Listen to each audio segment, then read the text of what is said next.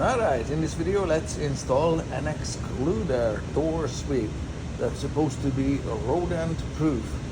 This is how the product looks like. It's got this steel reinforced rubber sweep in contact with the ground.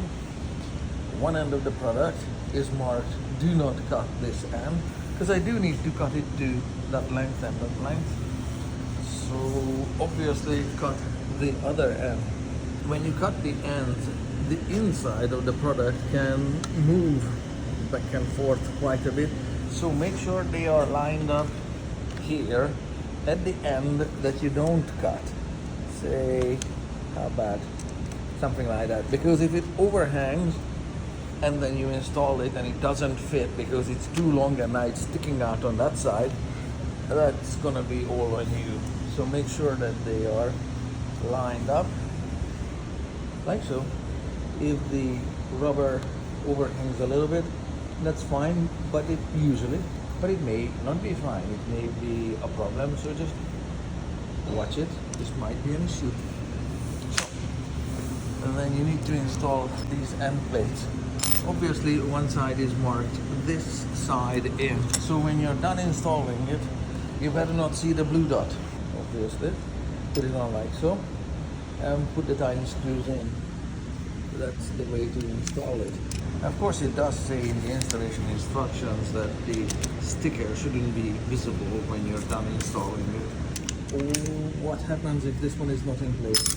Oh, then as the door opens and closes, eventually it's going to spin this bolt. What happens if this bolt spins? The product won't work because this bolt is adjusting the tension, how much force this seal is in contact with the ground. So if this one is dialed in after or at installation, cool, but if this one is not in place over it, this is going to turn just a tiny bit each time, whatever, and it's gonna be dragging on the floor, stopping the door from opening typically, but sometimes closing. So the screws for this plate are tiny. The screws need to go in here. So if you destroy the aluminum edge with the steel screws, or you destroy the screw head with the inappropriate screwdriver size, that's all on you. The Phillips #1 screwdriver will work, but you have to do it by hand. Don't try a power tool on this. You're just gonna make yourself miserable. Yeah, so the screw has to land here and here. So do your best to line them up. If they are outside of that little channel, this is not gonna work. So far so good, and check this out, obviously. So this is how, when the door closes, it forces the entire rubber edge against the floor, and if it's installed at the right height, this should work. This plate for the opposite end installs the same way to the same spot, just like so, there. And yes, you're gonna be left with one extra screw. Yes, you only need 4, but they include 5 because they know that you're gonna lose some. So just add it to your tiny screws collection there and put them somewhere. I don't like how the wires are sticking out from this one. That's gonna interfere with correct installation for the end plate, and so I'm gonna cut it down exactly in line with the end of this aluminum extrusion that's holding it. Well, that's much better. So now I can put the end plate on without interference. Now the thickness of the end plate obviously adds to the length of the product. So these are going to be installed on a door with a tiny gap, ideally, something like that. But obviously, if this gets installed on a door and the two doors hit each other when they are closing, then get ready to cut one of them shorter because you measured wrong or you didn't allow for the thickness of the plate. And that's all on you. In the installation instructions, it does say subtract 1/8 from the measurement. Yeah, because the thickness of the two plates is 1/8 of an inch, 1/16 each. There are 4 mounting screws included, the long ones, and 1 short protective screw, that one. So how is that protective? What does that do? It says to provide protection against indenting wooden door jambs. Simply screw this flathead screw into the door stop, but not without pre-drilling properly, where the plunger contacts the wooden door jamb. That plunger at the end there. And this is how the finished product looks like with the 3 screws installed on the door.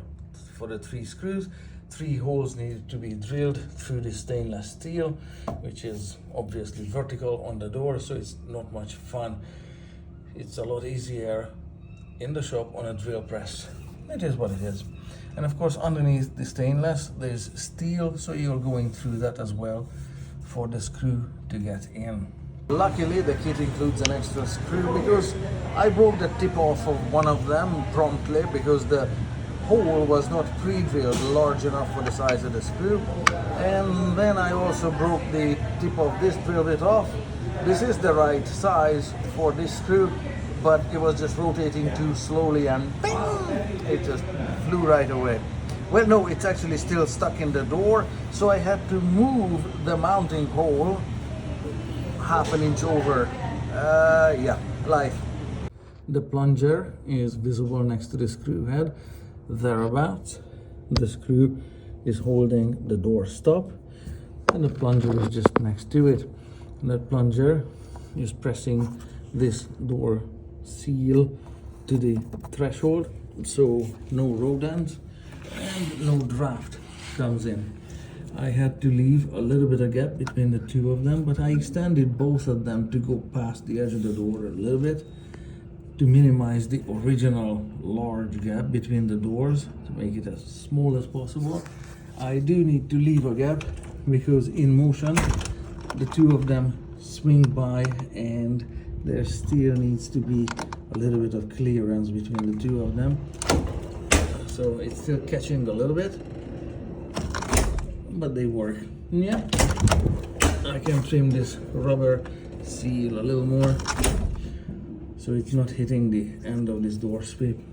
This door sweep ended up to be a little higher than the other one because the threshold, unfortunately, is not straight or level. It's going up towards the corner. It had to be installed once and then adjusted again, so it's been installed 3 times to make it function,